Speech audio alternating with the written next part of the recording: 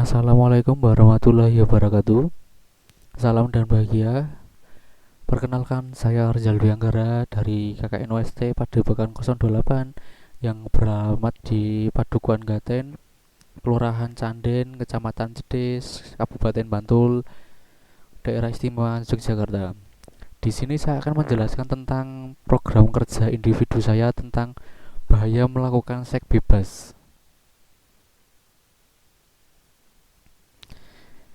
Bahaya seks bebas. Remaja, 15% remaja usia 10 sampai 24 tahun di Indonesia telah melakukan hubungan seks di luar nikah. 58% dari hubungan seks di usia 13 sampai 17 tahun melakukannya di rumah dengan pacar. 2,3 juta aborsi di Indonesia per tahun, 20%-nya dilakukan oleh remaja yang belum menikah. Bahaya fisik yang dapat ditimbulkan akibat melakukan seks bebas yaitu AIDS. AIDS adalah kepanjangan dari Acquired Immunodeficiency Syndrome. Penyakit ini adalah kumpulan dari gejala penyakit akibat menurunnya sistem kekebalan tubuh. Penyebabnya adalah HIV atau Human Immunodeficiency Virus. Salah satu cara penularan HIV adalah melalui hubungan seksual. Selain itu, HIV dapat menularkan melalui pemakaian jarum suntik bekas orang yang terinfeksi HIV, lalu menerima transfusi darah dengan tercemarnya HIV, atau dari ibu hamil yang sedang terinfeksi HIV kepada bayi yang ada di kandungannya. Di Indonesia, penularan HIV yang paling banyak melalui hubungan seksual yang tidak aman. Bahaya fisik yang ditimbulkan yaitu resiko kehamilan dini yang tidak dihendaki.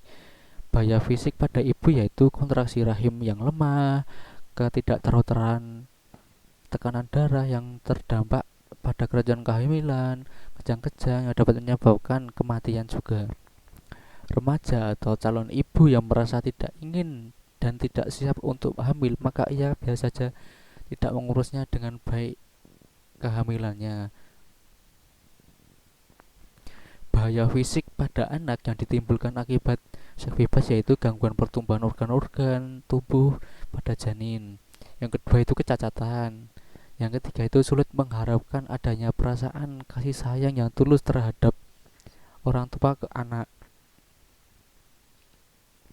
Ya, lalu selanjutnya bahaya seks bebas yaitu sang ibu juga dapat bisa mengakhiri kehamilannya atau sering disebut aborsi. Aborsi sangat berbahaya bagi kesehatan dan keselamatan perempuan, terutama jika dilakukan secara sembarangan, yaitu oleh mereka yang tidak terlatih. Di samping itu, aborsi juga berdampak pada kondisi psikologis seperti perasaan sedih karena kehilangan bayi, beban batin akibat timbulnya perasaan bersalah dan penyesalan yang dapat mengakibatkan depresi dan stres, bahkan bisa membuat ibu tersebut bunuh diri karena saking stresnya.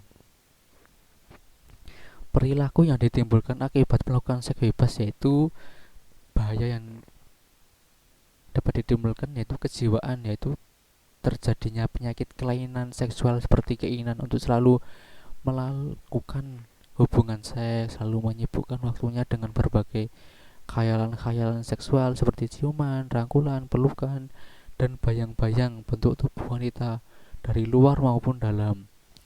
Perilaku lain yang dapat ditimbulkan seperti pemalas, sulit berkonsentrasi, dan sering lupa, bengong, lamun, badan menjadi kurus dan kejiwaan tidak stabil.